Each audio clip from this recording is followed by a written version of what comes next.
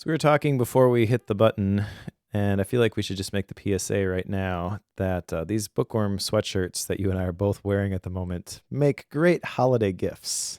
So if you want to pick up your own or get one for that special book lover in your life, there'll be a link in the show notes, but these sweatshirts are amazing. By far my favorite. Like I mentioned earlier, before buttons were pressed, this is my go-to when I want a comfy, warm sweatshirt. I don't know what it is. Cotton Bureau does a good job, but it's my go-to. Like anytime I just want to kick back and be cozy. Even my daughters mention it. Like it's that sort of, because, daddy-daughter snuggles, and they like it when I wear this one. I even had my youngest ask if I would wear it this past Sunday so that whenever we snuggled and watched This Old House on Sunday nights, I would be cozier to snuggle up to. There you go. Nice. So see, there you go. Bookworm sweatshirts promote family life. There we go. That's the takeaway right there. Love it. One other thing I want to throw out there in this holiday gift guide episode of Bookworm is we have a new focused calendar. I'm not sure if you have seen these before, Joe. I don't know if you use the New Year calendars. I've seen them. But they're pretty great. I have one on the wall behind me. This is the 2021 version, and the 2022 version actually has a bunch of upgrades to it. I worked with Jesse Phillips, the guy behind New Year, and we added a whole bunch of things, including dots on each day to track habits. So kind of like check circles if you're familiar with OmniFocus. There's room at the top for like your words for the year or your themes. And there's two calendars in one now. There's a portrait and a landscape orientation. Both of them are dry erase. When you buy one calendar, you actually get both of them. They're double-sided printed. So you could change your mind halfway through the year if you want. But again, we'll have links in the show notes to those. It's one of the few things that we do at the Focus Podcast. We don't really do t-shirts or any of that sort of stuff, or haven't yet anyways. So if you do want to support my work over there, I appreciate you giving me a few moments over here to point people in that direction. Yeah, I've never done like the wall calendar thing, but I understand people absolutely love it. Well, maybe I'll have to get you one for Christmas. Stick it over my shelves back here. David had his mounted on foam core, so you could do that and then just tack it onto those bookshelves. There you go. I get sheets of plywood at the house. All right, we have one action item for follow-up here, and that is your processing of what skills to spend time honing. Did you get a chance to do this? A little bit, yeah. So I'm realizing that the areas that, and when I'm talking about what skills to spend time honing, like I'm specifically referring to the skills that I do for content creation and making things for, like, how do I share my thoughts online? That's the primary thing that I wanted to process, because I know I've been bouncing all over the place over the years as far as how I do that. And I know that like writing is one of the things that I like doing and I'm decent at and want to get better at, but haven't done in a while. So that's, I think, one of the skills that I'm going to start trying to hone a little bit more in the future. Obviously, like we do the live streams, we do Bookworm as a podcast, and there's a bunch of stuff we do around audio. I do around audio and video, and we'll continue to do that, but I'm not going to make that a focal point to get really, really good at, especially the video side. The audio side, I feel like I will forever tweak just because I can't help myself. But I don't really need to dedicate time to getting better at that one because it's part of my day job anyway. So there's that. But yes, I'm planning to work better at becoming a better writer. That's the thing that I need to focus on, I think. Nice. Sean McCabe is proud of you. His big thing is whatever you're doing, you need to become good at writing. He even had a mini course, 30 Days to Better Writing or something like that he did a while back. And he's a pretty good writer. We've interviewed him for the Focus Podcast. Not pretty good. He is a very good writer. He's specifically a very good writer when it comes to crafting stories around products and services. His whole business is Daily Content Machine. I'm not sure if you've seen that, but he takes like your video and you give him the raw file, and then he chops it up into little pieces to be shared on all of your social media platforms and posts something there every single day. So he like finds the highlights, strips them out, and then makes them shareable, which is a really incredible idea. And he wrote a book, which I have on my bookshelf here somewhere, called Overlap, which is kind of like if you have a side project, a passion project, something that you're doing that's not your main gig, kind of the path for engaging with that in a meaningful way, with the intention of maybe that becomes the main thing at some point. So you're kind of like switching lanes, but that's a very delicate transition and process you have to go through. I think you and I have kind of both been through that before. Probably made some mistakes along the way. So he's just trying to help people do it a little bit better. It's a great book. I will put links to Daily Content Machine and his book in the show notes for people. The skills that you're going to spend time honing, I know you kind of boiled it down to writing. I will throw out there that there are some people clamoring for some more Joe Bulig Twitch streams. I saw some comments in the club like, where did Joe go? Doesn't he do the video stuff anymore? Yes, it's a good point. I need to. Life, that's what happened. Yeah.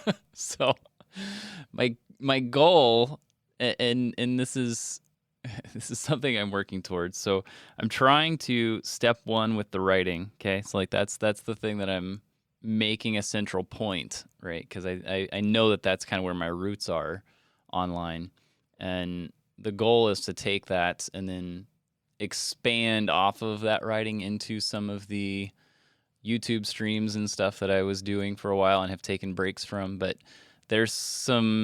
honestly, there's like some weird scheduling issues with that, with me being able to have this area available for that. But there's also time and effort that goes into them. People don't realize that it takes about as much time to prep for those as it does to actually run them. So it's not just a one-to-one thing. So I got to have, if I'm going to do a 1 hour stream, it takes me at least 2 hours, if not more, to have that up and running beforehand. So anyway, there's that. But yes, it's on my radar. I'm not completely gone. Just it was a good idea to take a break so that, I had a place for my kids to sleep at night. That's generally a helpful thing. Just taking a sabbatical, another Sean McCabe theme.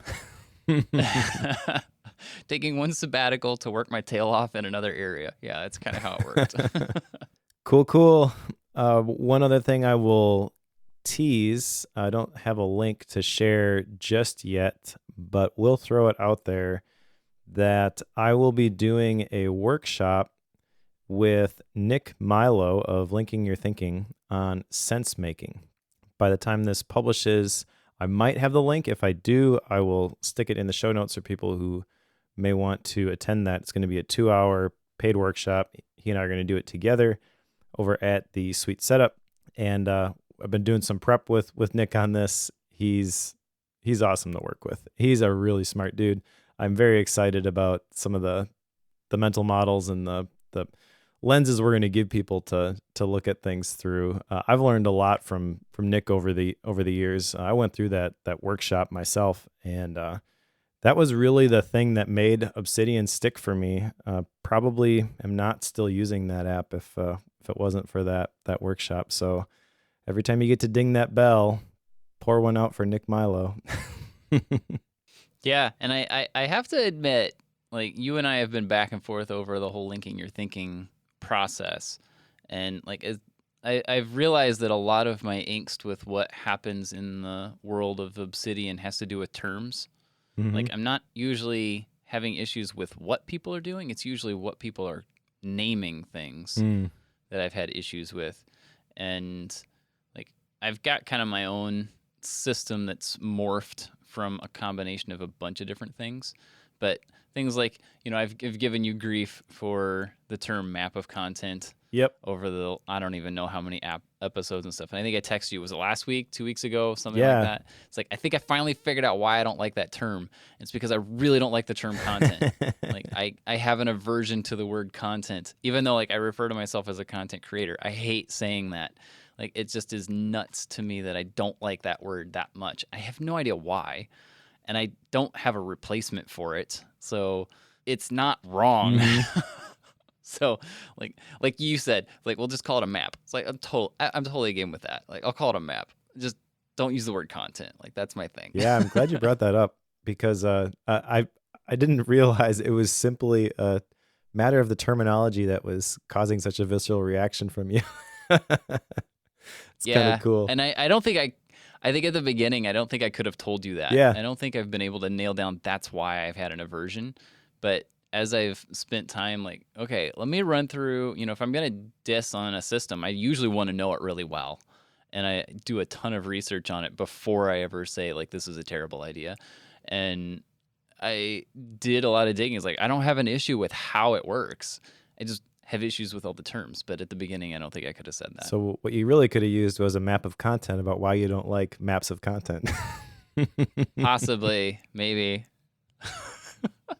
Anyways, let's talk about today's book, shall we?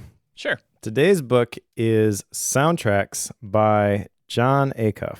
And believe it or not, this is the first Jon Acuff book that we have covered.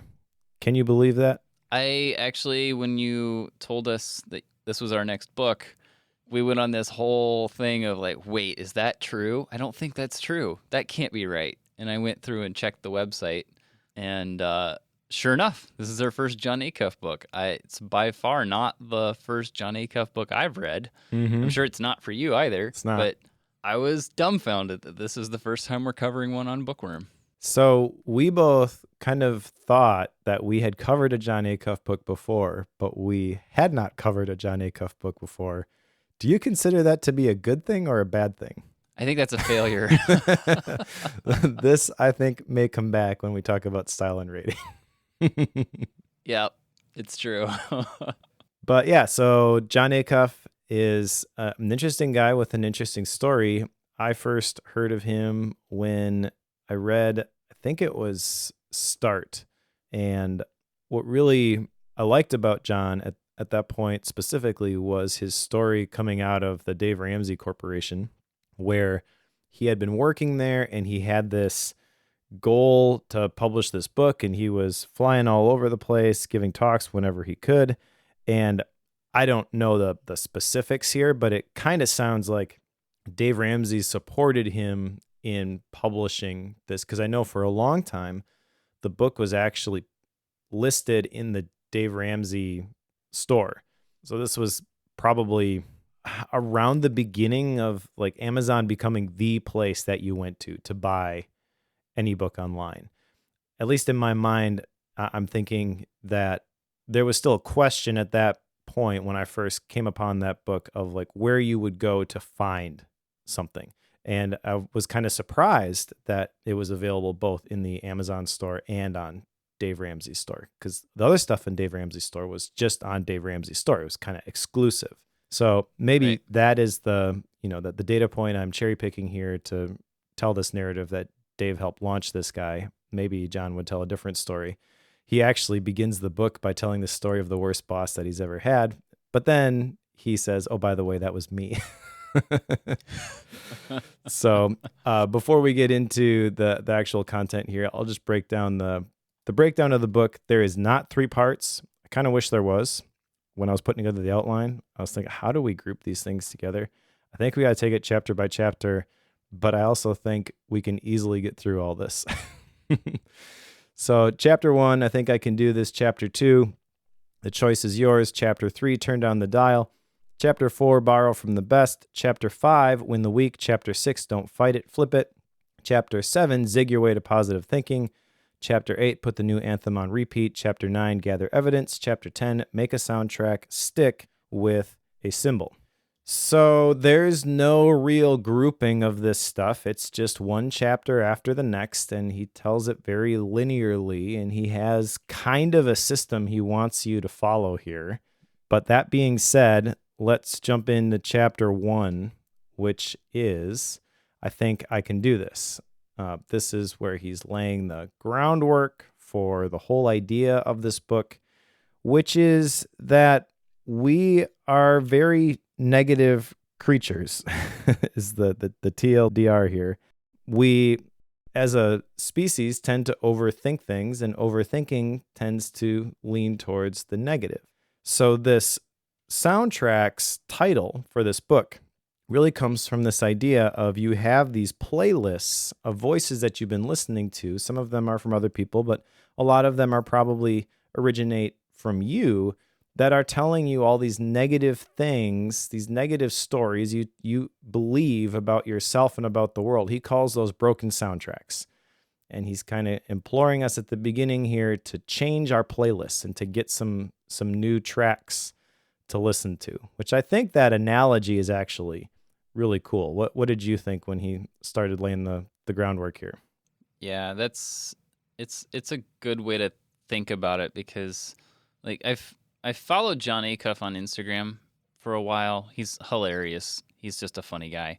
But he's been promoting soundtracks for quite some time, and having not read it, I didn't always understand exactly what people were referring to whenever he would post their comments and such about it. But having read it now and going through the concept of soundtracks, to me it makes a lot of sense, because if you think about important songs in your personal life, like there are certain songs, like my wife was a theater major in college, so musicals are a big thing in our family because of that. And there are songs that, if I wanted to see my wife when we were in our dating years, I had to go to her shows, which were all musicals and such. So the songs that came along with those shows are ones that are forever embedded in my brain, I think. And some of those are hilarious. Some of those are strange. If you've ever seen the play Urinetown,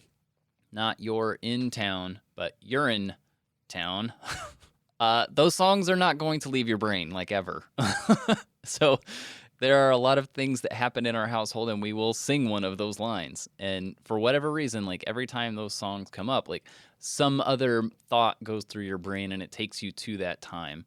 Or it can reverse, like you go to a time, like you have a memory and a song comes to mind when that happens. And that's the concept. Like whenever something comes into your brain, like a soundtrack, like a music track, it usually has something associated with it if it's an important song. So if you take that into the way that he is using that as an analogy, you've got these thoughts that you're going through your brain repeatedly, and that's the part that he's referring to as a soundtrack. These thoughts that we tell ourselves, these phrases that we repeat to ourselves, those are our soundtracks. So I think this is kind of where he lays that all out. I love the mental picture that I have of Joe's life as a musical. Yep. It's very entertaining. Your whole morning routine, I just envision you like waltzing your way down the stairs and singing as you make your French press coffee now.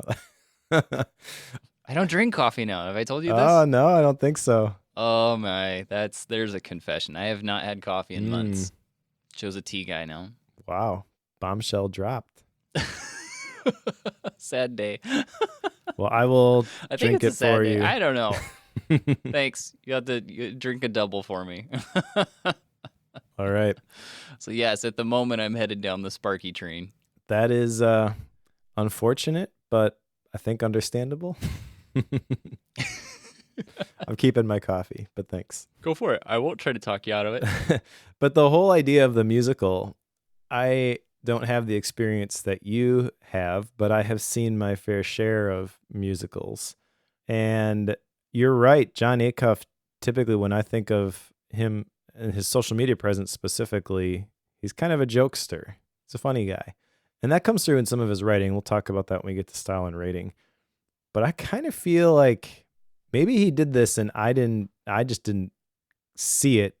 It definitely did not come through a whole lot in this particular book, but that kind of seems like maybe missed opportunity, like Jon Acuff the musical. He would be the perfect guy for that. Sure. Totally. 'Cause that's just the extension of the soundtrack's theme a little bit further. I don't know. Maybe he didn't want to take it that far. Maybe he wanted it to be more applicable to everybody because everybody knows what a playlist is. Everybody knows what a soundtrack is. And that was as far as you needed to go, was to think of your life and then what are the things that are playing in the background as you go about your day to day. I'm going to send him a note. I don't know that I'll ever hear from him, but I'm going to send him a note. Dude, you got to make this into a musical. Yeah, he does. So one of the things that he just kind of mentions here in this beginning chapter is that we have these defaults and they're negative. They stem from this overthinking, and he's got these steps to transform your overthinking, which is essentially retire the broken soundtracks, replace them with new ones, and then repeat them over and over again until you forgot about the old ones. I like the way that's framed. I think those 3 steps are a great encapsulation of every book we've ever read on habit formation and behavioral change.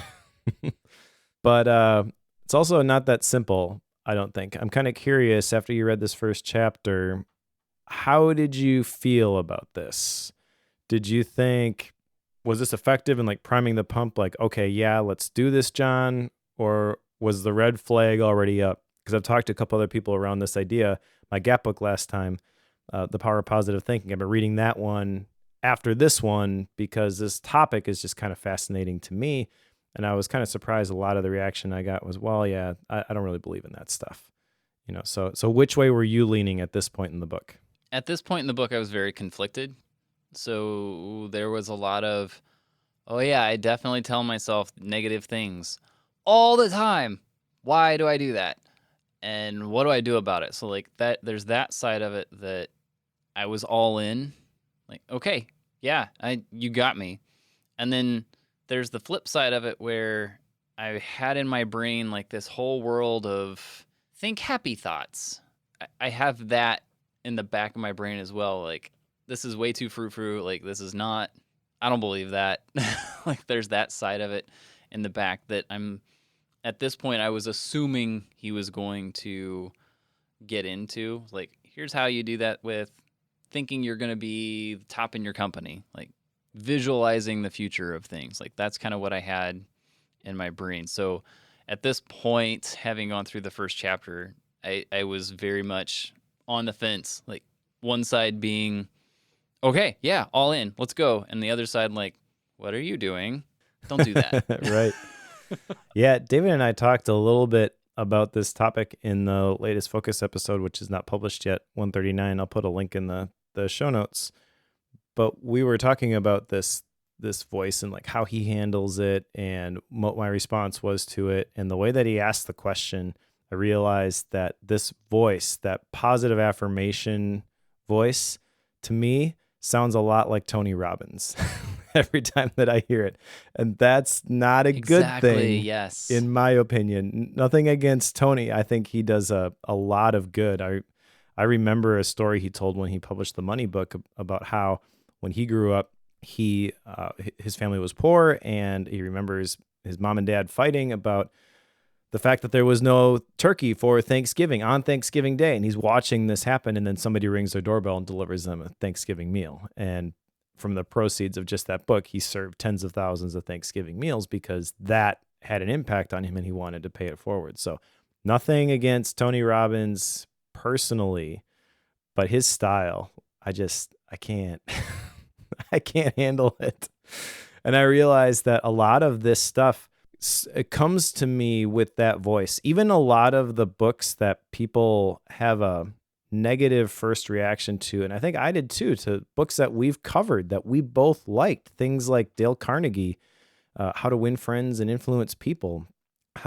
Thinking of Napoleon Hill, Think and Grow Rich. Like, you read the titles and you're like, oh, it's all about manipulation, getting whatever you want. No, that's not it at all. And I realize it's the because I read that title, I hear it in Tony Robbins' voice, and then I'm like, no, I don't want to be like that. And so I just immediately write it off. But when I force myself to engage with it, and when I force myself to read it and kind of understand what the authors are saying, like, it's really good stuff. And so I'm a little bit conflicted here too, but I've kind of leaned into this. I've shared, I read The Power of Positive Thinking by Norman Vincent Peale as a follow-up to this one, because I really want to explore this topic and decide what I really think about it. And I'm sure that'll come out by the the end of the podcast here. Yeah. And I know that I don't really know what to do with this. Like maybe I'm jumping ahead here, but the part that I struggle with is that he's talking about the negative things that we put on repeat in our brain and that we tell ourselves over and over again. Like the story about the magician who didn't want to charge to do shows. Well, it's because there are other people better than me. Like, well, if you extrapolate that out, it means that you can't charge for a show until you're the best in the world at magician stuff. Yeah. Like you're the best in the world at magic. And you're not going to be the best in the world at magic unless you're charging for shows so that you can do more shows. Like it doesn't, like, it's a competing logic, but we don't realize that until you stop and process it. So then you have to tell yourself, well, people are paying me because I'm good enough to be paid for it. But that's not the soundtrack we put in our brain. We focus on that negative side of it. So part of me is like, okay, well, I'm not really one of these positive thinking people. Like, think happy thoughts. Like, that's not my thing. Like, it seems weird to me. And yet I have to admit, like, repeating all the negative stuff absolutely isn't helpful. Exactly. Like, that's not a positive thing in the long run. So then the question is like, okay, do you just, like, because you're not going to have no thoughts about your own life. So pick one, negative or positive. I guess that's what I'm left with. So there's the logic I'm currently fighting with, Mike. Yeah, and I think I'm fighting with that too. That's actually a great place to go into the next chapter. So let's do that. Chapter 2 is The Choice is Yours. And this is basically talking about the options that we have in terms of the soundtracks that we listen to. And there's 3 questions he poses here, which I think are pretty brilliant. 3 questions to ask about your soundtracks. Number 1, is it true? Number 2, is it helpful? And number 3, is it kind? And you should only listen to a soundtrack if you can say yes to all 3 of those, which is where I have to wrestle with some things, because I think I default to, is it true? Yes. And then stop there. But I see the value in asking the other questions. And I've actually even applied this with my kids, because the older kids will fight with the younger ones when they see them doing something that they know is wrong. But the younger ones don't really even realize that they're doing anything wrong. And so it's just like, hey, knock that off, and it comes across like really mean and forceful. And then the little ones are offended because my brother's just telling me what to do. And so I've stopped them and asked this question. So is what you are saying to your younger sibling, is it true? Yes, they should not be doing that. Is it helpful to tell them not to be doing that the way that you did? Well, maybe they'll stop doing what they were doing that's wrong. So I'll give you that one. But is the way that you said it kind? No, obviously not. Okay, well, then maybe don't say that. That's a really good point.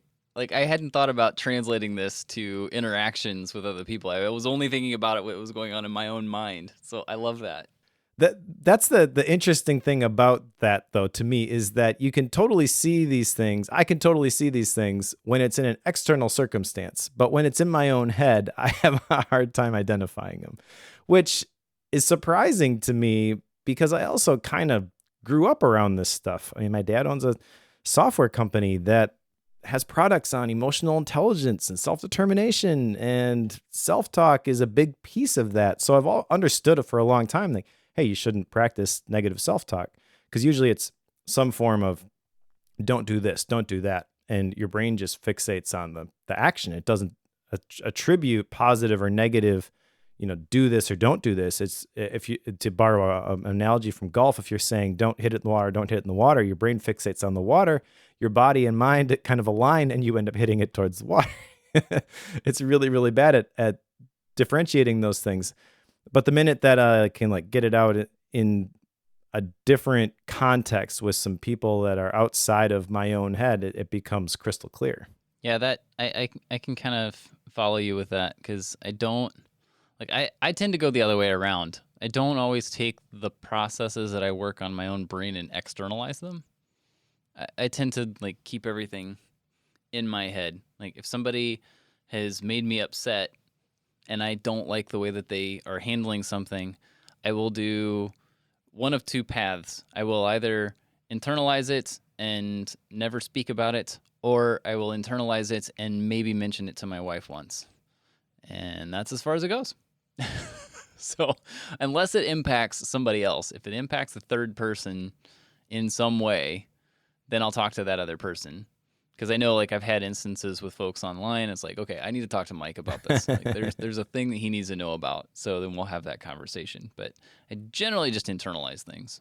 But yes, sometimes translating it to an external situation would be a very positive thing. And to be fair, I mean, the whole book is about the internal application of this. So that's where we should definitely focus the conversation here today. Let's move on to the next chapter. The next chapter is chapter 3, Turn Down the Dial. And this is specifically talking about, okay, so you have these negative soundtracks that you've identified, and they're internal, not external. What do you do to get rid of them? Because he makes the analogy of most people think that it is a switch, and all you have to do is flip it on or off, kind of like your standard light switch. And he says that it is actually more like a dial.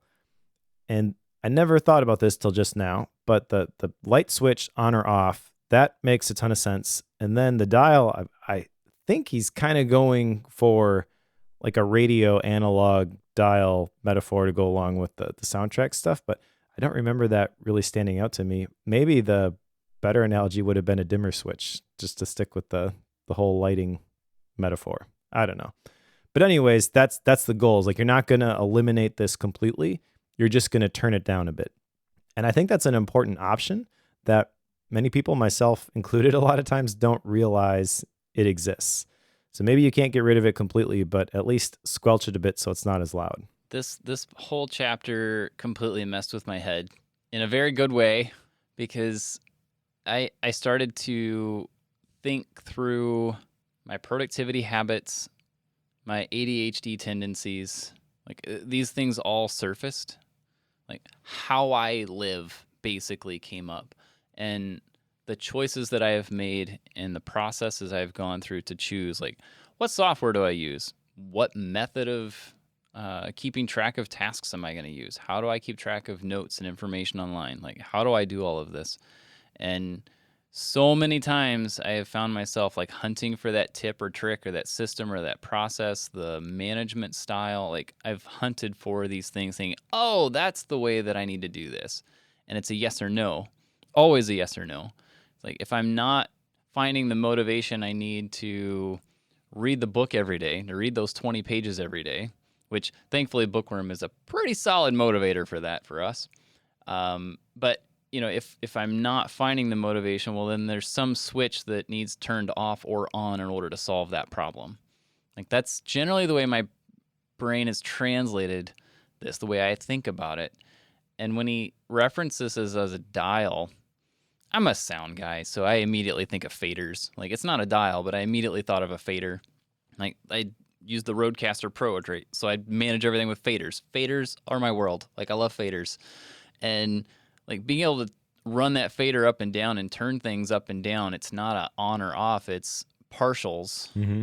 Like, that resonated with me so much. Like, okay, so trying to adopt, you know, let's use a classic one here. Is like, if you're going to adopt GTD, like, it doesn't have to be a yes or no, and it doesn't have to be a solve all thing. Like, it could be a partial. Like, there might be one or two steps in GTD that are gold for you, and that's what you need to hold on to. Maybe there's some piece of the mindset that's good for you, but you don't have to adopt or do all of it. You could steal from other systems. Like, some of my note-taking system right now is combining like 4 different systems into one mashup, and I still haven't got it where I want it to be. But I find myself still hunting for that other thing that will solve all the problems. But it changes per day, so, because, you know, it's a dial, it's not a switch. So I don't know. I really, really enjoyed the way that he posed this, because again, it made me stop and think through things at a much different level. Yeah, you got me thinking about that comment about looking for the perfect thing and assuming that the perfect thing is just going to flip all the switches. Yes. Instead of stealing little bits and pieces that can help you fade in the right direction, which I feel like is a much more beneficial approach, but is not one that we really want to consider a lot of times. And I'm just kind of thinking, why is that? Why do we hold out hope for this one thing that is going to magically make everything better?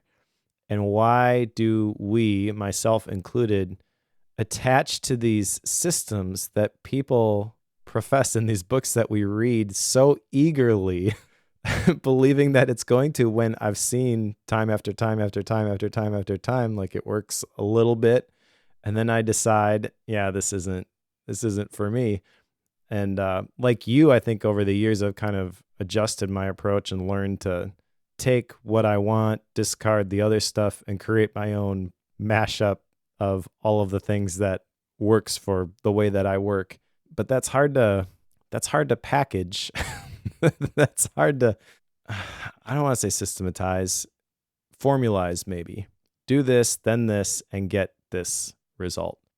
And it's interesting to me that we both thought that way about systems and the way that we work and the books that we read and stuff like that at this point. But this book also is laid out like that system where you do this and then you do this and then you do this, etc. And then at the end, he has a very specific solution for you in the new anthem, which we'll get to. But maybe this is a good point to go into chapter 4, which is borrow from the best. So just continuing down this progression here. Borrow from the best. It's easier to list out the broken soundtracks than to identify new ones to replace them with. And this, I think, is very, very true. And a lesson that took me a long time to realize. The fact that we have negative defaults, the fact that we keep going back to things that are broken, it's because we failed to fill that void once we say, this is the thing I want to change. Maybe this is the reason a lot of New Year's resolutions fail now that I think about it. And I know that habits are really the thing if you're going to affect some lasting change. But as I think about the way that most people set New Year's resolutions, maybe it's just, I want to lose the weight, whatever. And they don't replace it with an alternate picture, but also soundtrack, I think fits this analogy too, where I'm going to be a runner. So I'm going to run. And what does a runner do? Well, obviously they run, but also it extends beyond that. They eat healthy, they get enough sleep, they do all these other things that allow them to do the thing that you don't necessarily have to itemize. You don't have to plan this project perfectly. All you really need to do is attach to that identity at the beginning of the year and say, this is the direction that I want to go. But it's not a knowledge problem. On page 89, he says, the antidote to overthinking is not more thinking. The antidote is action. Sean Blanc in the focus course has this saying, action brings clarity. And I love that because, you got to pick a direction at first, but it doesn't have to be 100% correct. You can't steer a parked car. And so as soon as you take a step and you start moving, then you have the ability to course correct. And a lot of people, I think myself included, if I don't catch myself, mistakenly believe, well, it's easier to turn and go in a different direction if I haven't started to do the thing yet. But actually the opposite is true. You can turn the wheels in the car all you want, but it doesn't actually change direction until it moves. Exactly. Like that's the way to think about it, right? So there are so many times that either myself, like I've done this, like I've tried to figure out, okay, what's the best topic for me to choose for the next live stream? Okay, so let's take that. Like, okay, well, if I choose something like Obsidian or something I'm talking about there, well, I'm doing a few things. I'm adding to the hype around Obsidian, showing people what I do with it. But it's also going to get more viewers than if I were to call it my text file setup. You can change the entire demographic that shows up for a stream based on what you title that. And I've played the game of trying to think through what the right path is for that. And then at the end of the day, I end up choosing to talk about marketing and something completely unrelated, which means that the whole choice that I'm trying to make on which way do I label this just gets completely put off, and I don't actually go anywhere with it. And that whole thing doesn't happen at all. So that's something I've done many, many, many times in a very small way there. But it's also happened in a lot of big ways as well. Drawing a blank on what those are right now, but I know that happens fairly regularly, it seems, where I think through things more, and in my head, like thinking about it and making the plan tends to make me think I already accomplished it, which is not a good thing to think. Like, okay, here's the path forward on how to get this thing out the door. Great. Have you done anything on it? No, but I know how it'll work. Like, that does me no good at all. Yeah. And as I'm talking through this with you, I recognize that this Borrow from the Best, really, there are lots of different ways that you can frame these positive soundtracks. And I guess what I just did is I took that action brings clarity and the habits, not goals, not New Year's resolutions, and I kind of made those my positive soundtracks. But if those don't resonate with you, he gives some other examples in here. He uses one for business specifically. People are trying to give me money. That's a interesting way to think about things. And what would that change in your online business if you actually started to believe that? You know, that's the cool thing about some of this stuff. As I'm thinking through these, that's where my brain goes. It's like, okay, so if you start saying these things, if you start really believing these things, how does that change your day-to-day life? And some of the areas of my life, as I force myself to answer that question, I recognize they would be visibly better. So maybe I need to just try some of this stuff. Another one, I'll feel awesome after. And this is like a tactical thing that I used for a long time just to establish the habit of going to the gym. I'll feel awesome after I get to the gym. Spare change adds up. Pick ROI, not EGO. Pivot, don't panic. I mean, you can fill in the blank with whatever inspires you to do something, but and that's really in the title, I think, Borrow from the Best. This doesn't have to be completely original. If you hear something somewhere and you like it, take it, make it your own, and then use that to try and change these negative soundtracks, turn down the dial, the turn down techniques. Actually, that's from the last chapter. We kind of skipped over that. That's one of my action items, by the way, is to identify some of those turn down techniques. Just things that you can do tactically to silence those negative voices. And then this chapter, have a mechanism that you can use to start to replace them with positive ones. Yeah, I think there are a lot of people that have maxims that they share online. Like, people love to come up with these one-liners. If you follow Gary Vee for 3.2 seconds, you'll have about 4,000 of them. And you could easily take one of those that you resonate with and make that one of your soundtracks. Like, that's, if you want to summarize this chapter, that's the way I took it. It's like, just find something that works, something you like, throw it in your brain, and repeat it. There you go. You got a new soundtrack. It sounds so simple. It's so true. Like, oh, this is easy. We'll take the negative ones, make those go away, and then put these new ones in place. And then all your problems will be solved. We flipped the switch, Mike. Just flip the switch. Speaking of flipping switches, I feel like this next chapter definitely fits the switch diagram better than the dial one, which is win the week. It's kind of interesting to me that he used that terminology, because when you use the word win, you imply that there is a winner and there is a loser. Those are two states. There's nothing in between. It doesn't matter if you went to overtime. It doesn't matter if you set a personal best. If you lost, you lost. None of the stats mean a thing. And this chapter on win the week, I get what he's going for here. He says the way to accomplish a big goal is through overwhelming action. And what is the soundtrack that will encourage you to take overwhelming action in whatever area of your life? And he says, ask yourself, where do I want to win this week? So he's not saying, absolutely crush it, Gary Vee style, knock it out of the park. You can sleep when you're dead. But it does have hints of that, I feel, where it's like, just do whatever it takes to win. I would prefer, and this is kind of based in the habits, like, don't focus on the score. Don't focus on the outcome. Focus on the process. do the little things right. Just make sure that you check those boxes, and the score is going to take care of itself. So this chapter, out of all of them, I think maybe I dislike this one the most. What did you think about Win the Week? It felt like a mid-book pep talk. And when you mention like the winning yes or no, it's like, how pregnant are you? Like, well, there is no in between there. Like, it's yes or no. Like, okay. So thanks for bringing that up, because I felt like something was off with this chapter and I couldn't quite nail down what it was.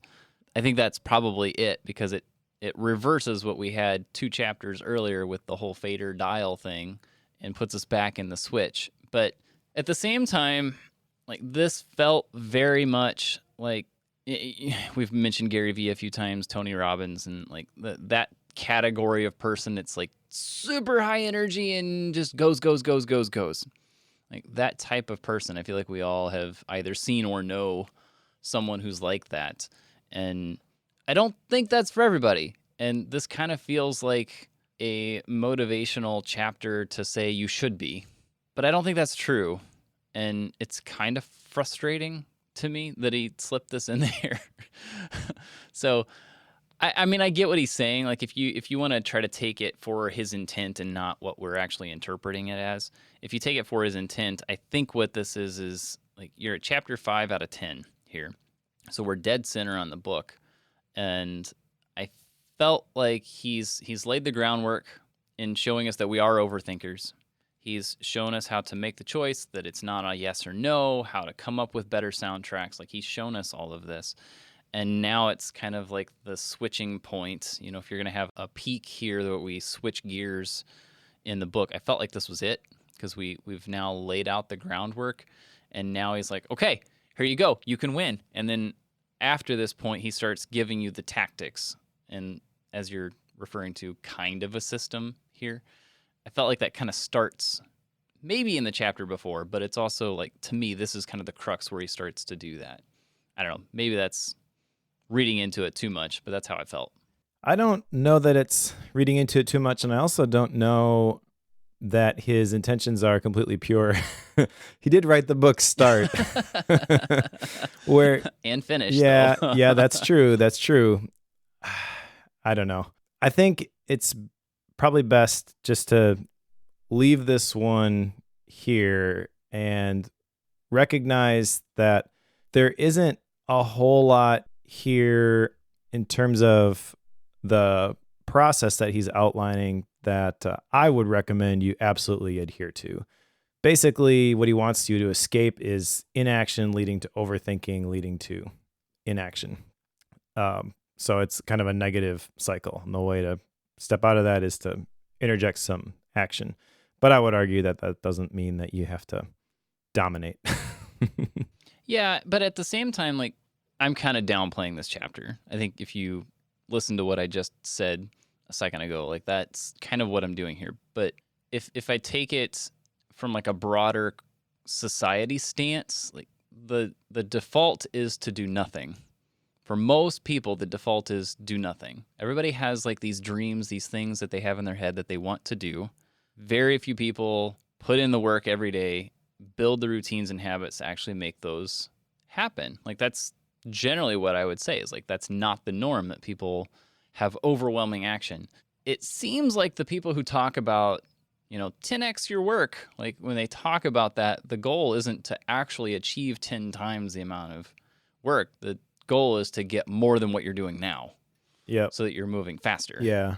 And I think that's actually probably the benefit of this, is you're going to have people who are reading this who have talked about starting a blog, who have wanted to get into a running habit, who have decided to start a YouTube channel or whatever it is. Like, they have wanted to do this for a long time, but felt like they're not the right person. It's not the right time frame. They're not motivated enough to do it. Like, you got to start somewhere, and overwhelming action, like, that's actually a subjective term, I would say. Like, it's That's not true. a definitive, here's what that means. Like, overwhelming action when it comes to Joe splitting wood is actually quite high. Like, that's a very big number. But for someone who's never been around an axe or a chainsaw or anything, overwhelming action might mean getting 2 or 3 logs split, like as in 2 or 3 pieces cut.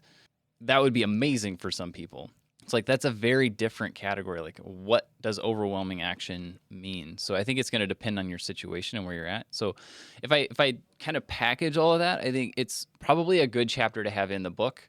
But you and I are coming at it from the stance of a lot of the other books that we've read and knowing where we sit, because you and I both do tons of things, probably more than we should. And when someone tells us that we need to have overwhelming action, it feels like they're telling me I don't do enough when I'm probably fine. So I don't know. Take that for what it's worth. Yeah, you made a good point about the people who want to start a blog or start a YouTube channel. In my case, it was write a book. And that is a authentically Jon Acuff message, because I remember when I read Start, that was the thing that kind of resonated with me. He didn't say it this way, I don't think, but that overwhelming action, showing up every day and writing for an hour before I went into the office, like that was the thing that got me to write the book. That's the thing that got me into a lot of the things that I do now. And at that point in my life, that's exactly what I needed to hear. So it's kind of interesting to me now that I have a somewhat negative reaction to the same advice, but I think maybe it's because my thinking on the situation has changed, and I'm coupling it with that win versus lose. So if you're able to dissect that a little bit, I think maybe you're right. Maybe it's fine, but don't take it at surface value. That's for sure. Let's go to chapter 6 here, which is don't fight it, flip it. And this chapter is talking about criticism and curiosity is one of the things that I picked up out of here. The opposite of criticism is curiosity. Prepare for the worst and be surprised when it doesn't happen is a pretty bleak way to go through life. To create a new soundtrack, essentially what you want to do is you want to take that broken one and you want to turn it around, turn it upside down, is in his words. That reminded me a lot of the great mental models and this mental model of inversion. Do you remember that one? Yeah, I hadn't connected those dots, but as soon as you said mental models, like, oh, wait, what was the term that they used for that? But yes. Yeah, so the inversion is essentially attacking it from a different direction. And the example of inversion, I don't remember if this is the exact one they used in the book, but the one that comes to mind is like, if you're a designer and you're trying to design an app, the typical approach is, well, let's make this as user-friendly as possible. But when you take that approach, you don't know what you don't know, and so you might miss a lot of things. So one of the ways you could practice inversion is like, okay, let's think about everything that we could do to make this app as hard to use as possible. And then all of a sudden it's like, oh yeah, well, let's make the touch targets really tiny and let's make the text hard to read and the colors all hard to discern. And then you have a picture of what not to do, basically. And he's saying in this chapter that you kind of already have that picture of what not to do from the broken soundtracks that you've probably been listening to that your brain conjures up. So you can invert those and you can think about them from the positive side. So the exact opposite of the things that you've been doing is probably the things that you should be doing. I like this one a lot. The thing with this is it's impossible to read this book and not start noticing what soundtracks you're telling yourself. Did you have this? Like I had a bunch of things that I've told myself over time that I didn't realize I was telling myself. Yes. Part of that for me came from reading my Gap book after this, though, because that speaks to it more specifically than Jon Acuff does. But yeah, you got to wrestle with that stuff. If you don't, you're missing the entire point. I started to notice what I tell myself a lot more and was not aware that I was telling myself certain things, and starting to realize that if I take what I'm saying to myself and then flip it upside down and change it to the opposite of what I was originally telling myself, like if I do that, what comes out of it? So trying that process, it's like, I'm pretty hard on myself. That's pretty much what I learned. Yep. I have very high standards for myself, and I come nowhere near achieving those. So trying to flip what those are and how I'm criticizing, like that can actually be quite helpful. So this is one of the more helpful chapters I found in the book. Yeah, I think it is one of the more helpful chapters in the book. To be honest, I'm not sure how much I would have connected to this had I not had the additional data point of the inversion. Just turning a problem upside down in the analogy of like the record that he's going with in this book doesn't really work for me. But he gave me enough that my brain was able to connect the dots in a way that was pretty effective. So I think it's possible, if this is your first foray into the self-help genre, that maybe the whole soundtrack metaphor, sticking to that so rigidly, is actually a negative thing. But I don't know. I think it's probably fine. Agree with you though that in terms of impact to me, this was a good one. The next one was also very impactful, so let's talk about that. Chapter 7, Zig Your Way to Positive Thinking. And that's a weird chapter title, but that is because it is talking about the story of Seth Godin, one of Jon Acuff's heroes, who was going through a really tough spot in his career, and he got through it, he said, by listening to one of his heroes, Zig Ziglar, for 3 hours a day. Are you familiar with Zig Ziglar at all? Yes, I've read at least one book of his. I've read like part of a biography of him as well. He's another one of those guys that I've heard his name, I've seen his books. Everybody kind of talks highly of it, and then I'm kind of like, that just doesn't really hit right for me. But I think I have to take another look at that. The main point that he's talking about in this chapter is that it is easier for most of us to just keep repeating those negative soundtracks than a negative one, and that you need to flip. I almost said flip that switch. You need to change that narrative. That is a switch, actually, that needs to be flipped. Essentially, he's trying to get you from one extreme negative to the other extreme positive. But in this specific chapter, he's talking about it's that positive affirmations, the constant repetition that does something in you. It kind of solidifies that. So you can do everything up until this point. You're starting to move in that direction. And now you just got to keep doing it, no matter what it looks like. And this is the part I think a lot of people are going to struggle with, because there's this phrase, fake it till you make it. And nobody likes doing that. It feels very inauthentic. It's like, I'm going to identify as this thing, and I'm just going to keep saying that I am this thing. And your brain is instantly going to tell you you're not that thing. You haven't done anything to validate that title. And Jon frames it interestingly here. He says that you're not faking it till you make it. You're telling the truth in advance. What's your reaction to that phrase? Don't fake it till you make it. Tell the truth in advance.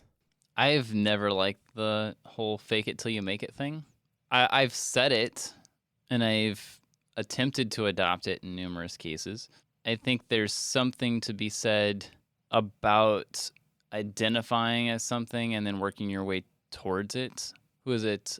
Jeff Goins, who talked about how he was writing, and if somebody asked him, are you a writer? He would say no, even though he was writing constantly. Mm-hmm. And it wasn't until he started to identify and tell people, like, I am a writer, that he started to improve his craft and become much better at it. Because there's also like the side of it, like, I am a writer. Like, okay, well, if you're going to identify as a writer, what should you do? Well, the number one thing you should do as a writer is write. So there's that. Yep. So, identifying as something, in order to live up to it, you have to do certain actions. And I think that's some of what is intended with that whole fake it till you make it concept. But I think I have a strong interest in just tell the truth and be honest. And trying to play these games is tough, I think, to swallow. Maybe that's my aversion to it. I'm not real sure. At the same time, like, I definitely do this in cases, so I don't know. Yeah. I'm conflicted about it, Mike. Well, I am too.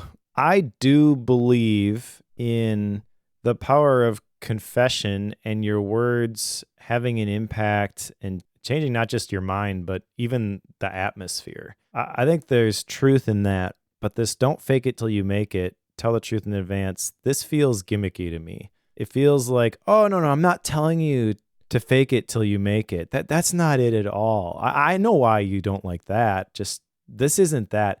we're just telling the truth in advance. Yep. It feels You're rewording the same thing. exactly. That's all you're doing. Yeah, You're putting it's lipstick on a pig. Like, that's all you're doing. it feels like one of those things that the picture I get in my mind, I don't have a specific picture, but it's like a movie where this person is in this scenario where they're being asked to do something that they know is wrong. It's against their moral code. And someone's trying to convince them, oh, no, I'm not asking you to, no, I would never ask you to do that thing. And then they just like try to convince them to do it by framing it a different way. And you can like see the angst on their face, and they're trying to decide, well, is what this person is saying true, or should I, stick to what I know? And I feel just the way that is phrased does more harm than good in this particular chapter. But I do like this chapter. My other action item actually comes from this chapter, which is to ask myself, am I focusing on the problem or am I focusing on the solution? Which again kind of gets back to the, it's easier for most of us to focus on the problem, those negative soundtracks. I'm really good at that. I'm really good at finding problems, but I'm not so good at my default being, okay, let's solve that and let's figure out a solution to that problem. And so this question, I feel like forcing myself, or at least encouraging myself to answer this, helps me shift my focus from negative to positive. I guess we'll see if it actually sticks, but I do recognize the value in that. And this is the point in the book where I realized, you know what? There's something here, but I don't think I'm going to get it from Jon. So I got to find some other books on this topic, which is where my gap book last time and then also my gap book this time are kind of coming from. Yeah, I think there's a lot in this chapter. I mean, I've not become a big proponent of Zig Ziglar, but I also have a hard time refuting what he has promoted over the years, which he's a big proponent of positive thinking, of course, and thinking your way to new heights and such. But I don't know that I've ever tried to fully adopt what he's promoted, at least in its entirety. But I also have a hard time, like, the whole positive thinking world. Like, we had a whole book about like trying to stay away from that, and making sure you're thinking about like what's the worst case scenario, like trying to think about those things instead. And yet I find myself going through this book wondering, like, okay, yes, it's okay to process what's worst case scenario, remember death, like you'll appreciate life more if you are aware of how fragile it is. And yet I find myself like being really hard on myself with the negative thoughts, knowing that's a bad thing. Like I was talking about this earlier, like, so then I obviously need to replace them with something, thus the positive side of it. So I think I'm still kind of on the fence, but I think I need to at least adopt some of this. But yes, Zig Ziglar, I at least like listening to him. I mean, he has since passed, if memory works, but he has a lot of great stuff out there. That's for sure. One of the things I think I have issue with here is with the don't fake it till you make it thing. I feel like you have to decide where the point is between this is truth or this is a lie. There's no gray area here. Either it's true or it's not. And where does that switch, not dial, get flipped? I don't know. And forcing myself to move the threshold seems like a bad idea. We covered Atomic Habits by James Clear, and he talks in there about identity-driven habits. And every time you show up and you do the thing, you are casting a vote for the type of person that you want to become. And he has a line in there, something like, just do that enough times and eventually you win the election in your mind. And I feel like that is the better way to approach this. If you just continue to do the thing, at some point, your brain just says, oh yeah, I'm a writer because I show up and I write. You can't compare yourself to other writers. Going back to your magician story, you can't say, well, I'm not a magician because I'm not as good as this other person. So I don't know, maybe this is different for different people. Like they approach this from different angles. But for me, it just seems like don't even worry about it. Just continue to do the thing. And then eventually you're just going to believe it. This seems like just motivational pep talk type stuff to get you to the point where you show up every day. And I know there's different personalities that need that sort of stuff. My personality is like, if this is the thing that needs to get done, it is going to get done. It does not matter what you feel like. You are going to show up and you are going to do it because you said you're going to do it. And I totally recognize that not everybody follows through on their commitments to themselves like that. But I have trouble identifying with this. And I think that might be why. Yeah, I'm one of those people that if I make a commitment and somebody else is involved, high water, I'll be there. Doesn't matter. I will make it happen. If it's a commitment to me, I will always find a way to put that off. Like I will find a reason and follow through on that excuse and not do it. Like that's my thing, which is why having bookworm set for every 2 weeks is gold for me because I know it's coming. I know Mike's planning on me being there at that recording, and I can't miss that. I have to make that. But if it's, I don't want to do this, but if Mike were not involved with bookworm and it was just me, it would probably die pretty quick because I wouldn't stick with it. I just wouldn't. So like I need somebody else's accountability in order to make those commitments happen. So this type of a motivational thing, it is helpful to me at least on a small scale, but like I have so many different motivation things that I have to work myself through in order to accomplish things that it's not as simple as do overwhelming action. Like it's not that easy, at least for me. And I haven't found the switch there. That's why I resonate with the dial concept on it. Makes sense. So what you're saying is you need a new anthem. Possibly, Mike. Possibly. All right. So let's talk about that. Chapter 8 is put the new anthem on repeat. When I say the new anthem, I don't mean a collection of new soundtracks that you've collected. I mean specifically the new anthem that Jon Acuff has written for you on page 135. This is the point where I really disconnected from this book. I understand what he's doing here. It's helpful to people not to have to manufacture this on your own. And he made a point of calling out from the very beginning of the book, the person who helped him with this. He would say his entire name, including the doctor and the PhD at the end, to create this validation that they have done all this research. They've talked to all these people. This guy's way smarter than I am, so trust him. And this thing works. And I don't doubt that it would work, but I also don't think there's anything magical about what he has here. I think you could create your own, and if you created your own, you would attach to it much more strongly than something that Jon Acuff wrote for you.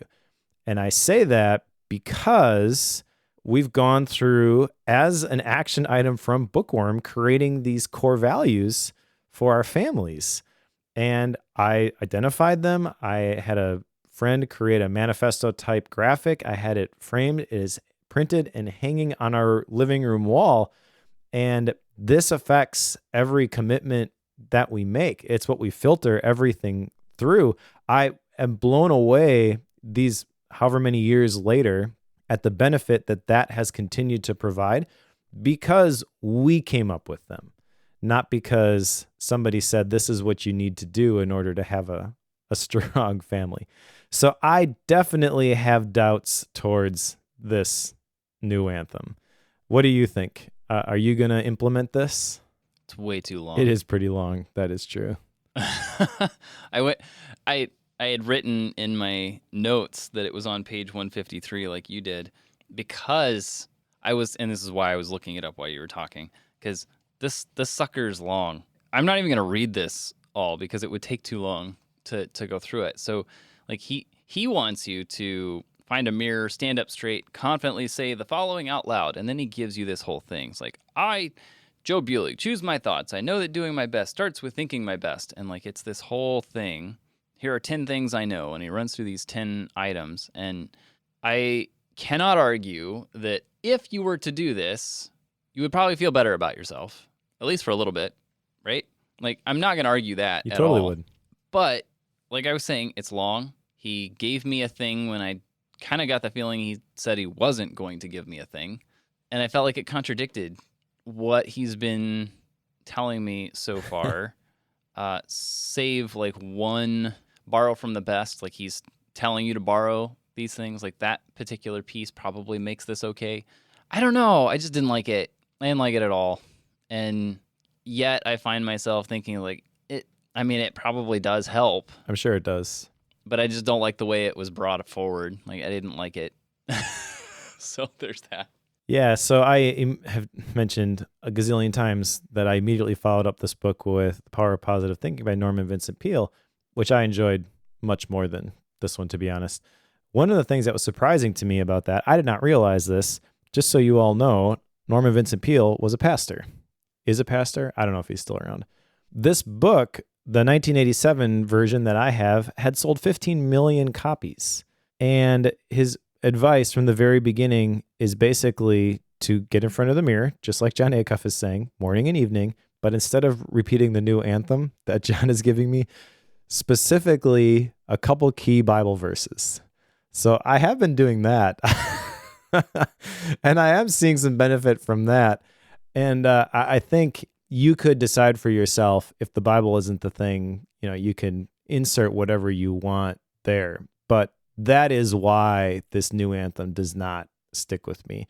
This is something somebody else has made up. It didn't come from me, and it's not the source of ultimate truth for me. So those three things combined, like I have no time for this new anthem. Sorry, Jon. But like I was saying, like my sense is, and I don't know that I could articulate why here. A lot of times, like if I have these thoughts, I've spent some time with it and I can tell you why. I spent some time with this, I can't tell you why. But if you are the type of person who's willing to get up in the morning, look up in the mirror, and have something that you say every morning, generally the people that you hear from that do that say how great of an experience Totally. that is. Doesn't seem to matter what it is that you're saying, like whether it's a Bible verse, it's a one sentence thing, it's something Gary V said at some point, it's some deal that a pastor mentioned at one point, or it's this new anthem. I don't know that it matters what it is. People always say that that's a positive experience. And yet, when I get up in the morning and I look at the mirror, all I really notice is, did I shave yet? Like, that's really what I think about. Like, I'm not gonna repeat something. Like, my brain is race car brain. Like, on to what are the next 5 steps I've got this morning? Am I loading something on the trailer before the kids get up? Am I trying to clean something up in the kitchen before people are up in the morning? Like, am I reading a book for an extra 20 minutes this morning? Like, those are what my brain goes to, not chanting something at myself. Yeah. I don't know. See, that's the thing. I think there's value in that. I do think, though, that either having something like the Bible verses, which I ascribe more value to than the writings of Jon Acuff, would be a better implementation. Or the other option would be come up with something yourself that is very meaningful. I don't like this, use this prepackaged thing. I don't know what it is about that. Like you said, I'm sure if you did this, you would get some results, but this just seems like the worst of all the possible options to me. And it's the one that he's really leaning into. He's got a couple of questions about, does this actually work? And he's got his doctor guy who's done all the research and shared all the statistics about people are 250% more likely to reduce overthinking. These sound like very generic, positive thinking type quotes to me. And I feel like if you were to replicate this research using other statements, you would get identical, if not better, results. That's kind of as I was leaving this chapter, that's kind of what I was thinking. So let's go to the next one here, chapter 9, because we are, per usual, running a little bit long. Chapter 9 is gather evidence. And this is where he talks about the pocket jury. I'm not sure what I think about this analogy. A pocket jury is a collection of broken soundtracks that judge your life whenever you dare to be more than you currently are. And I get the point that he's trying to make here. These are the voices that are telling you that you can't, you won't, you're not smart enough, you're not good enough, etc. So you want to gather evidence to show that you can actually do these these things and convince the pocket jury that what they are telling you is not true because you've got a long line of I've done this, that, and the other thing to reinforce the positive soundtrack instead. One of the things that he uses here is the quote, "Everything is always working out for me," which that quote, I feel like that can help you locate yourself in terms of this positivity ratio. What sort of reaction do you have when you verbally say that out loud? Everything is always working out for me. Do you like, that might be true? Absolutely. And I can think of a whole bunch of reasons why that's true. Or, man, I really wish that was true. I had the latter of those. Like, I really wish that was true because there are many, many things that remodeling, like everything is working out for me. No, the floor's not flat. Like it didn't just magically come together. Like no, it's not. Like I have to work my tail off to make it certain ways so that it can have a chance at working out. I feel like I am spending most of, like, you were talking about always looking for issues or problems or being critical of things, right? And you didn't use those words, but something around that topic. And like, well, that's my job. Like my job is to find problems and fix them. Yep. That's what I do. So I'm regularly hunting for things that have gone wrong or not quite as good enough as I wanted them to be. Like that's what I do. So for me to say everything is working out for me, no. And if it were, I wouldn't have a job. Well, not necessarily. See, this is the point where I start to realize maybe I've got some work to do in this area, because I think that everything is always working out for me. You can find evidence to support that, or you can find evidence to refute that.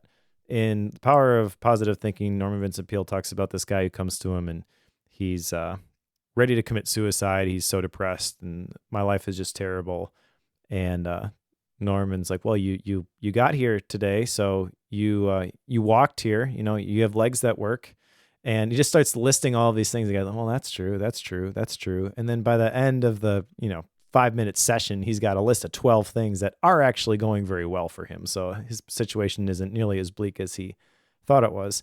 And then also with with the description that you just had there of your job is to find these problems and then create solutions.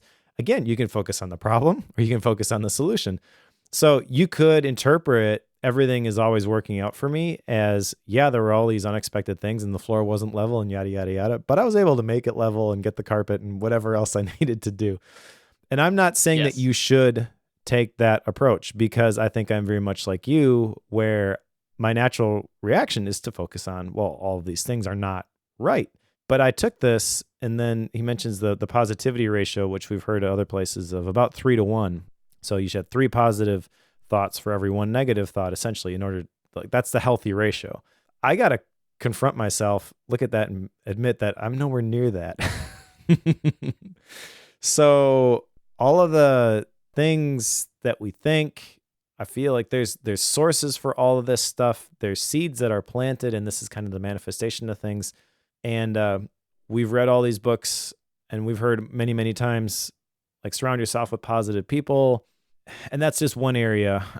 It could be people at work. It could be people in your family. Who are the voices that are speaking into your life? And what effect is that having on you? And I'm kind of recognizing, well, so there's a lot of things that I've just dismissed. It's like, well, I can't change that situation, so I'm just going to have to endure it. But it does have an impact on you. Nothing is neutral, is kind of what I'm recognizing. And maybe I can never get to that 3-1 positivity ratio, but I got a long ways to go, and I am definitely going to try. No, those are very good points to make, because I've had this conversation with Becky a few times, because my job is to, as I refer to it, the soundtrack I say is I look for problems and I solve them. But that's not entirely true, and it's good for you to point that out, because a lot of what I end up doing day to day is setting direction, choosing what the future of tech at our church looks like, and making decisions around how to go about achieving different projects for future purposes. Now, that reveals itself in, I have the problem of not having a cable from this room to that room. Like, that's the problem. But you could pose it as like we're adding features as opposed to solving a negative. Like you could definitely do that. The reason I bring that up is because it's so easy for me to think of it as putting out fires that it ends up creating like this overarching negative cloud in my head, Yeah. which then bleeds over into so many different areas. So there's so many things that I'm just trying to like deal with that it definitely bleeds over. And maybe that's why I'm so like, giving Jon Acuff the side eye here. Because like to me, it's like, okay, no, it's not always like that. You're a little sugarcoaty here. Like that's not quite right. That could be because of that cloud that I've got in my like over my head at all times, which either means that this is exactly the book I needed to listen to and pay attention to, or Acuff is smoking something and I'm not going to listen to him at all. That's true. That's true. All right, so let's jump ahead here to the end. There's one more chapter, and then we could talk about the book in general. So chapter 10 is make a soundtrack stick with a symbol. And the big message here is that you just got to find something that helps this stuff stick for you. And it doesn't matter if it works for anybody else. It just needs to work for you. He has this phrase, it sounds crazy, but I don't care because it works.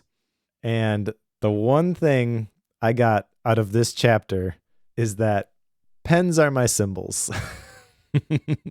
I kind of thought of that one, yeah. Yeah, so I buy a new pen, even this one that I got for National Fountain Pen Day. I have a event that this is signifying as a transition point or something that I've done, and I want like a memento of that specific moment in time. Every single pen in my collection has one of those. And if you were to like open up my pen box behind me and quiz me, I could tell you, but that kind of makes me feel uncomfortable, that idea that anybody would ever do that. And then I realized this chapter, that's because it's not for anybody else. Who cares whether I have the symbolism attached to these things except for me? And it doesn't matter if you think it's a completely enabling mechanism just to buy more pens. Go ahead and think that. It helps me consistently do things and ship things and make things that I'm proud of. And so it's reinforcing that positive soundtrack to John's metaphor of I'm a person who makes things. And I recognize at this point, this is the first time that I felt like I didn't need to explain this to anybody else ever again. And if that's the only thing I got out of this book, it's probably valid. Like that's a good enough reason to pick it up and read it from start to finish. And so I share that here just as an example of like, you never know what you're going to get out of these books. And it might just be that one thing that provides a ton of value for you. I can't even communicate in an audio podcast, even via video, how much of a weight that lifts off of my shoulder. And that sounds really stupid to describe that, but that's the whole thing he's talking about here is you're carrying around this big mental burden, all this negativity, like all the stuff that you're doing. You don't really have a good reason for that. You're just a poser. You're a fraud. Everyone's going to find out you're an imposter. You know, all that kind of stuff. This whole book is talking about how to beat some of that. And so this is a very effective way to end it, I think, where he's saying, whatever you got to do, just do it. And don't worry about anybody else. Yeah, this whole symbol thing and attaching publicity to it, like that, I get that people do that, and I understand that, like, especially in your case, like you assumed that you had to have some public rationale for it. And when you've talked about your pens or mentioned, like you got a new pen, like you've mentioned that quite a few times whenever we've started an episode, and to me it felt like you were always justifying your pens, but Like, you don't have to do that. Like, it's Yeah. okay. And that's totally on me, by the way. That's not you saying, well, what's your reason Correct. or Yeah. excuse this time? Just that's the soundtrack. It's like, well, you Yes. collect pens as trophies. What have you done that's worthy of a trophy lately? Not Yep. much. Right. I collect tools. Like, if I collect anything, it's tools in some form or another. Whether it's computer tools, because like I love my audio tools and like the stream decks, and like I love all of my gadgets and stuff, but it's also translated into like hammers and specialty screwdrivers and power tools. Like I collect that sort of thing.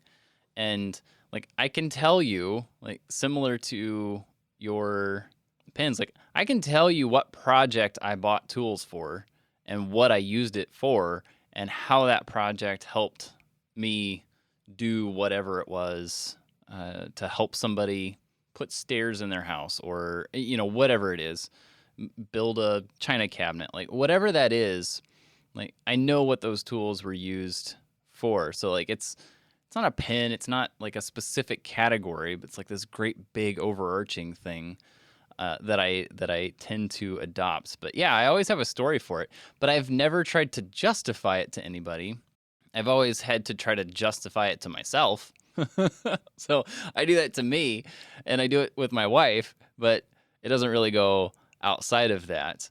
So like in my case, like I feel like I'm okay there, but that's kind of a symbol there. Like the part of this that I felt like I didn't have quite nailed down is like, okay, if I'm going to put together a symbol for trying to be more positive with my job, like I don't really have a symbol for that. I don't know that I need one, but there's not one currently.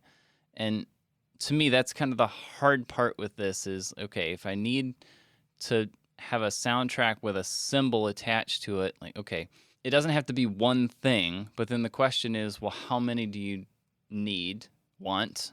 I mean, obviously it's subjective, but when are those lines drawn and when do you put one in? When do you flip the switch? As much as he doesn't like us using switches. It's a dial, Joe. So, it's a dial. like, where is that? I know, but how do you dial a yes or no on a symbol? True. I don't know, but like that's the part that I kind of wondered about, but I don't have an answer on that one. Like, I don't know where you put these in, where you don't. I felt like that wasn't necessarily clear. I don't know that it needs to be clear. It's just a question that I have. Yeah, well, the tool thing, I want to speak to that real briefly because I feel like it depends how public you are with your symbols and hobbies, whatever. But I feel like the battle of justification happens in your mind first. And then, like, if you had people coming over to borrow your tools all the time and you had this really outrageous tool and they were kind of like shocked that you had this thing, are you going to be like, oh, well, I bought that because I did this thing? Would you feel that pressure? Maybe, maybe not. But I feel like maybe with some stuff, you just don't have the opportunity to share it publicly. And the minute that you feel that you have to explain it publicly, that is a hint that you haven't resolved this in your own head yet. Because no one's putting pressure on you but you have to verbally externalize the reasoning behind it. Right. Yep. Like, that's what's surprising to me about this. But I love the idea of symbols. I feel like this is something I'm fairly good at. So many things here in my office have some sort of motivational symbolism attached to it. We did rhinoceros success a while back. I got my rhino right right here. I have all of these things as visual cues to reinforce positive soundtracks, I believe. But I feel like this stuff has a bigger impact than most people realize. I've believed that it's important for a long time. And so I've collected these things, but this was good validation for some of that stuff. And at the end of the book specifically, it's very effective in like reinforcing that these soundtracks can switch from positive to negative or vice versa so easily that you really should be doing everything that you can to reinforce the positive ones. So just do what you got to do and don't worry about explaining it to anybody else. Everybody's weird in their own way. It's true. Mike's just weirder than I am. That might also be true. It's not true at all. I am definitely the oddball. All right, let's talk about action items, shall we? Sure. All right. So I have two of them. The first one comes from let's see, where was it? Chapter 3. And that is to identify my turn down techniques, which is something we didn't talk a whole lot about, but those are just specifically tactics that you can use to lower the negative voices in your head. He listed a couple of them. One of them for him was running. He's even more of a crazy runner than I am, but that is one for me as well. I want to identify the other ones that I use or can potentially use. And then the second one comes from chapter 7, the Zig Ziglar one. And I want to ask myself, am I focusing on the problem or the solution? Because I tend to get stuck in the problems and I want to shift and talk about solutions. Do you have any action items from this book? I have a couple, yeah. One comes from the chapter Don't Fight It, Flip It, chapter 6. And that's to try to notice some of these that I tell myself and flip them on their head. I don't know how to, like, this is going to be a bank of these. Like, I don't know how you hold accountability on these things, but there are a lot of things I tell myself regularly that I need to flip. And I don't even remember which chapter it was, but he talked about how, like, we can have these soundtracks about certain things or people even. Like, every time a certain person comes up, you'll have a soundtrack that you'll tell yourself about that person, which may or may not be true or accurate, and at least not 100% accurate. So, like, trying to flip that would be really, really helpful in many cases. So that's one that I've got, is like just trying to pay attention to these things and flip them.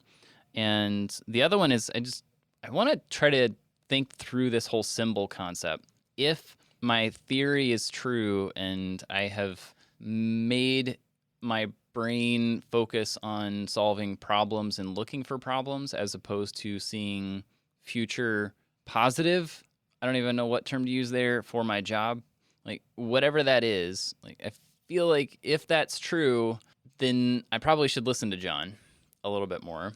And I'm going to try to start some of that process just to kind of test that ground. But I feel like putting a couple symbols in place to help remind me of that would be helpful. I don't know what those are quite yet, but I'm going to try to locate at least one for our next recordings. Like something that would help me just remember to flip some of those soundtracks when it comes to my day job. But again, I'm not real sure what that is yet.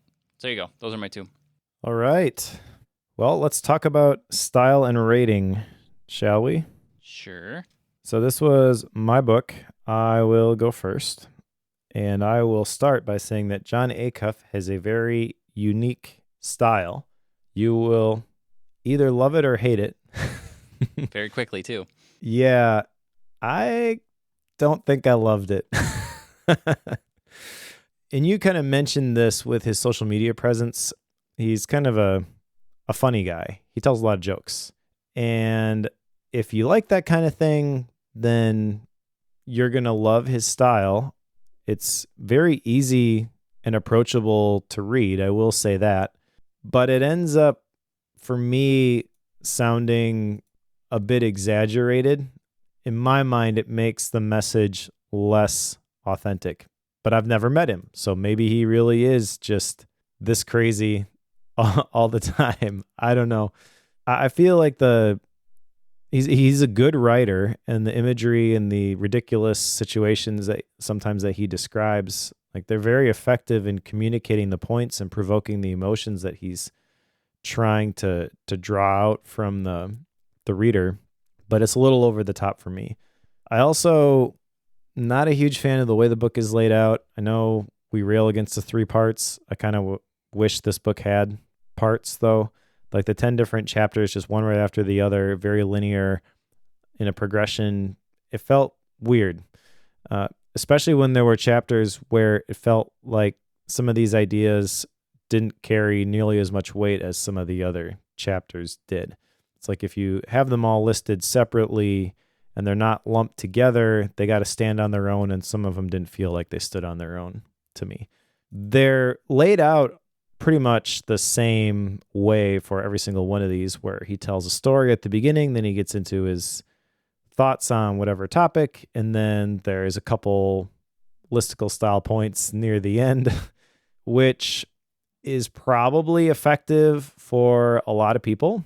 I found it very cookie cutter though, and felt like he could have been a bit more, maybe creative isn't the right word, but original with this. I don't know. He does a really good job of running with the soundtrack metaphor, but maybe there's an opportunity, like I said, with the musical stuff to frame it that way. This is act one, this is act two, that sort of thing. But this is all like really nitpicky stuff. I think the message of the book is pretty good. I do feel like in terms of content, it's a little bit light for my taste, but I think part of that is intended with the style. A lot of the stories, he's over the top with them, and that's intentional because that's what people expect maybe from Jon Acuff. And so if you're coming to this, like I want to learn something, but primarily to be entertained, then maybe you get a different reaction to it than I did. We've covered quite a few books on Bookworm that span the entire range. There have been like college textbooks, dry, boring, but really, really meaty ideas in there. And then this one's all the way on the other end of the spectrum, where it's even beyond something like the Patrick Lencioni fables, I would say, in terms of he's trying to be funny and tackle a serious topic at the same time, which is kind of Jon Acuff. So if you are looking for that sort of thing, then this is great. I mentioned at the beginning, we both thought we had covered a Jon Acuff book. We had not. Is that a good or a bad thing? I think it maybe is a little bit of a bad thing, because once you hear a few jokes, you're like, oh yeah, this all sounds the same. I think in terms of communicating a very powerful idea, that's not a good thing to leave your audience with. Maybe that's not John's fault. Maybe that's my fault and your fault, and we've just jaded because we've read so many boring nonfiction books. I don't know. This is definitely not my cup of tea, though. I'm going to rate this 3.5. I think for the right person, this is a great introduction to the topic. I have since, like I said, finished a Gap book, which gave me more of what I wanted on this topic and dove a lot deeper into it. And so it's not the subject matter that I dock here. It's simply that John's style is not really for me. All right. Well, on my side, he's just over the top. I think he just takes things too far for me. I have met him, actually. He did a book tour somewhere nearby, and right after he finished releasing and doing all the things with his book, Finish. And I had read it and went to have it signed. So I actually have a signed copy of Finish. And he is just like that. Like, that's just him. Like, he's super funny. Like, that's just the way he is. And I could easily, like, see him saying the words that he has in this book. And because of that, it made it a little easier for me to read. But at the same time, like, I find myself like, okay, I know that he's playing games with words, and it's fun, and it's very light. And it's not a very long book, honestly, and it's not super meaty. And one of the things that kind of bugged me about it is that, and I haven't mentioned this, but at the end of his book, Finish, talking about, tying books together, thank you, Adler. At the end of his book, Finish, I think it's in his conclusion or afterward or something there, he makes the comment that he'll never write a book again without having a doctor person or some scientist help him with the research and science behind it. Like, he would never write a book again without that, because in Finish, he does tons and tons of science. He had a PhD that helped him run some studies for that book, and it went really, really well. And I thought he did a good job with it. He attempts to mimic that with this. Maybe it's just me, but I felt like he threw out the PhD guy at the very beginning, kind of left him aside until towards the end, and then brought him back out again. And like, that's the opposite of what I expected him to do, because again, Finish was his last book before this one. And because of that comment that he said at the end of Finish, like, to be honest, when you picked this, I was thrilled to death, because like, I knew he was going to nail the scientist side of this and have all of this background research, and I knew he was going to have all the studies and he was going to follow through on all the data side of it, my brain like thrives on that, and I got like none of it. So I'm very underwhelmed by that part and kind of frustrated that he didn't follow through on what I felt like was his claim at the end of his last book. So I kind of have that in the back of my head here as well, and I'm kind of frustrated with him over that. He does exaggerate things. He's trying to make a point, and he loves to make a big deal out of small things. And that's, again, just his style. I don't know. He just didn't deliver for me. And it's on a topic that I feel like I do a lot of. Like, I do a lot of overthinking. And I felt like this was a good chance to help people with that. And I know that it has helped a lot of people, just seeing the comments that people make about this book online. Like, I know that this book has helped a lot of people. I just don't think I'm one of them. Yeah. I don't think this is going to fit, the broader scheme of the number of books that we've covered. Like, I don't feel like this fits based on the science and stuff that we've had. Now, again, either that's because I'm stuck in my ways and don't want to think about it this way because I don't like it, because it's actually striking a chord, or I'm actually right and there's not a lot here to stand on. So anyway, all that to say, like, there are some positives here. I think it would be good for some people. I don't feel like it's going to be a solid book for most, just because of the airiness that I find with it. So I think you rated it right, 3.5. I think that's a good spot to land on it. Like, there's some small nuggets here and there that you can pick from it. At this point, we've kind of reached a point, Mike, where, like, if you get one solid nugget out of a book, the book was worth it. I'm glad I read it. Like, I'm certainly not saying that it was a bad choice to read it, but I got my nuggets. Like, it's not anything amazing. It's not anything that's like, yep, that's a nugget that people absolutely have to pick up. Like, that's not the case at all. So anyway, 3.5. I'll stay there. All right. So let's put soundtracks on the shelf. What's next, Joe? Next, we're going back in time with William George Jordan in a book called Self-Control. It's Kingship and Majesty. This is considered one of the predecessors and instigators of the whole self-help book category, I've found. Written in 1907. Have we done a 100-year-old book yet? Good question. Think and Grow Rich might be older than that, but I don't know. Ooh, yeah, maybe. I don't remember. But anyway, this one goes back in time. Has, coming from the early 1900s, it's going to have a fairly strong religious bent to it. I've started it, and I don't feel like it's a super strong bent, so I think it's not going to be like crazy churchy for an episode. But I'm excited to go through this one because there's some language that's a little bit challenging at times, but I think it'll be fun. It'll be something different for sure. It is different. I have this one. Yep. It's a short one too. It is. Yep. So anyway, what's after that, Mike? After that is the one that I was teasing at the beginning. Blake wanted to know before he had to take off from the live recording.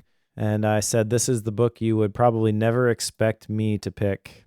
And that is another Oliver Burkeman book, 4,000 Weeks. The subtitle is something like Time Management for Mere Mortals. This one was recommended in the club, and I've also heard from people who have said this is the best book that they have read this year. So we're going to give it a shot, and I'm going to go into this with my Oliver Burkeman prejudice. So change my mind, Mr. Burkeman. Usually when you have that attitude, it's over a book that I've selected. You selected the previous one, so yeah. I know, which is why I'm shocked that you picked this one. So I've heard lots of good things about this book, to be honest, from multiple places. So I feel like I need to give it another shot and sure, see if there's something here. Sure. You got any Gap books, Joe? I do, actually. What do you got? It's been a long time since I've picked up a Gap book, but this is one that's been, I've seen a couple of local friends read this, but it's called Take Back Your Family by Jefferson Bethke. And Jefferson, I saw give a talk at what's known as the D6 conference a few years ago. And that is that conference and his talk is what set my wife and my family on the path of doing our Sabbath dinners on Saturday nights. That's what instigated all of that. And having seen that this is a book he put out, I'm super curious to see what he talks about in it. Thus, my goal is to, before our next go at this, read that and our bookworm book, considering they're both kind of short. So there you go. Joe finally has a Gap book. Nicely done. Yeah. What's yours? Mine is the book that I had intended to pick for next time, but I'm going to bump it to a Gap book just because it's continuing on this theme of self-talk and positive thinking. That is Thanks by Dr. Robert Emmons, who many people consider to be the gratitude guy. He's the one who did all the research that shows that gratitude can make you 25% happier. This is the book where that statistic comes from. I've heard about this book before, and so I am going to read this one in my positive self-talk affirmation journey. You like to binge topics, don't you? Not really. Just the theme here is that Mike recognizes I need a lot of work, specifically in this Sure. area. But I think, I do this too. A lot of us have a tendency, like, if there's something I'm struggling with, like, I want to know all the things about it. Like, tell me absolutely everything I could possibly know about feeding turtles, because I now have a turtle. Yep. Like, I don't, but that is what came to my brain. So, yes, tell me all the things about it. Yeah, so that's kind of what I'm doing here. Cool. All right, I think we'll wrap it up there. Thanks, everyone who attended the live recording. There's some great comments, which spurred some interesting conversation. So thank you for contributing. If you want to join us, you can do that at youtube.com/bookwormfm. And the schedule usually comes out there first, unless one of us has an emergency. We got to move things. I also want to say thank you specifically to the Bookworm Club Premium members who contribute financially every month to help us keep the lights on. We've been trying to get some podcast sponsors lined up and things like that, but the only way that this continues to be sustainable is because people like our members continue to pay us $5 a month or $50 a year to keep the lights on. We try to give you some benefits in exchange for your money. One of the things we do is I take these book notes in MindNote. I have these MindNote files from all the books that we read, and a lot of the Gap books too, and I upload those to the Bookworm Club. So you can go into, if you're a Premium Club member, you can go into the members section and download either the PDF files or the MindNote files if you want to customize them and change them for yourself. Joe's also got some Gap book episodes that he recorded by himself a while back. There's a Bookworm wallpaper that I designed, but really the thing you get is our undying gratitude. That's not just something that we say. We really do appreciate everyone who's willing to not just download and listen and let us hopefully entertain you for a couple of hours. Maybe you learn some things, but people who are willing to give us some money to keep this thing going, we really appreciate you all. Oh, I guess I should tell you how to join, by the way. If you want to become a member, go to bookworm.fm/membership. There you go. Yeah, and we mentioned this early on, but if you'd rather have something very tangible and still support the show, you can still buy shirts and sweatshirts. We're big fans of the sweatshirts. That's if you have to buy one or the other, the sweatshirt is where it's at. Especially today, and it seems. You can do that as well. Yeah, absolutely. Bookworm.fm, there's a link in the menu there that'll get you to where you need to go to pick those up. So yes, thank you to all of you who have tuned in today and that continue to support us. And if you are one of those amazing members who reads along with us, pick up Self-Control by William George Jordan, and we'll cover that one in a couple of weeks.